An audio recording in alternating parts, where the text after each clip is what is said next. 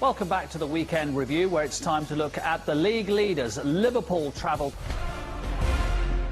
Well, you can't blame Roy Hodgson for saying that. He's on that list, but Jurgen Klopp now with the most Premier League wins as Liverpool managers, going ahead of Rafa Benitez. Don, I wonder whether you think that the excitement, the confidence, the buoyancy of the late win against Tottenham, in a way, has explained what happened at Selhurst Park, because they took that form in. We're top of the league again. You know, we're back a little bit, and they're suddenly firing. I just had the feeling, going to the stadium and commentating on the game midweek against Tottenham, that it was going to be, in the next couple of weeks, moving weeks for Liverpool. Yeah. You know, West Brom and Newcastle next, some serious points they can put on the board. But they had to go away from home, which they've been quite poor. I think they were fifth bottom away from home on the form guide, so that was an important win. Drew against Fulham the week earlier away from home. And that was a chance for Liverpool to put a real statement win.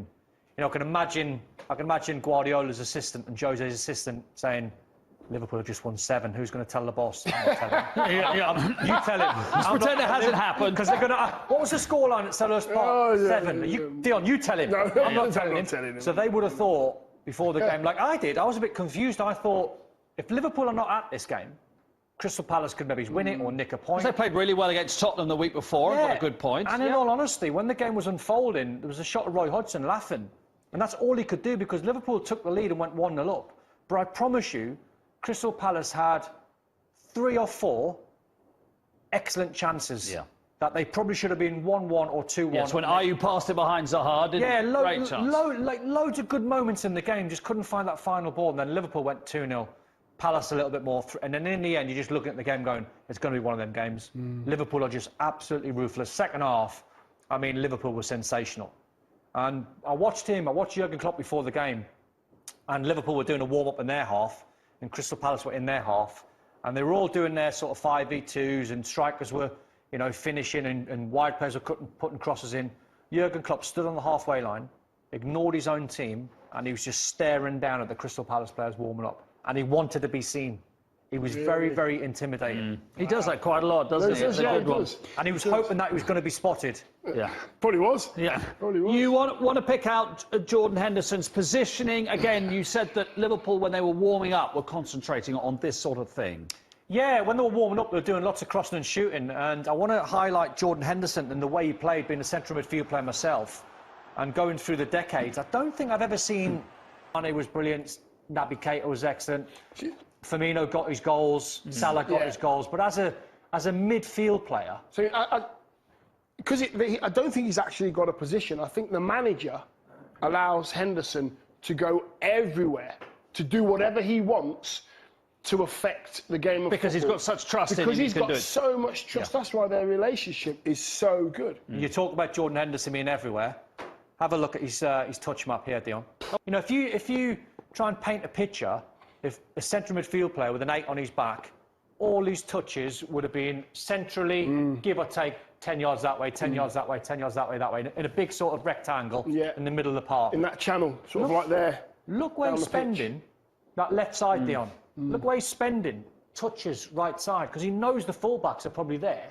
And they're going that way. So he's probably adjusting to where his teammates are. Yes. And where the danger may be. So filling in there if necessary. Absolutely. Or they will see where the skipper is and they will go, right, the captain's here, I'm safe, I can go. More touches than anyone on the pitch. Wow, look at brilliant, that. absolutely brilliant. It's a captain's performance. It's 1.5 a minute is a lot, honestly, isn't it? Let's talk about Firmino. Again, we're talking about confidence and that late header, the winner against Tottenham. Because a month ago, we were like, Firmino's not really at it. Jota's been brilliant. Is Jota now worthy of a place instead of Firmino? You know, we had a laugh a few months ago about Thiago's velvet touch. Well, that's a velvet touch. Well, Rashford had one last week, didn't he, where he had a beautiful touch over the shoulder. This, when you see all them shirts flooding forward, it's very easy for someone like Firmino, or not Firmino, someone like, in our case, to get excited and take a heavy touch. Yeah. He's got to take the softest touch that you can ever imagine.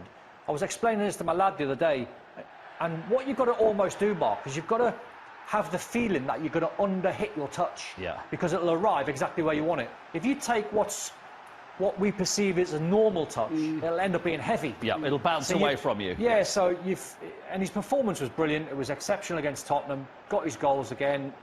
Just played, you know, with so much confidence. Both Firmino's goals, breakaway goals. Yeah, and counter-attacking goals. And they do it so well, don't they? I mean, his touch, the pass, the runs, the movement, everything works. Salah gets himself into his favourite position, finds him there. The first touch is great.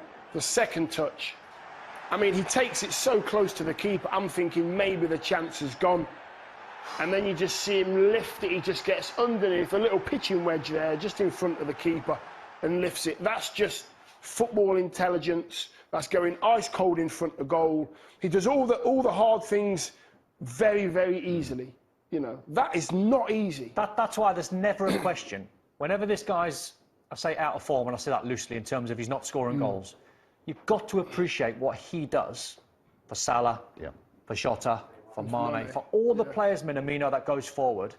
All comes through his game intelligence.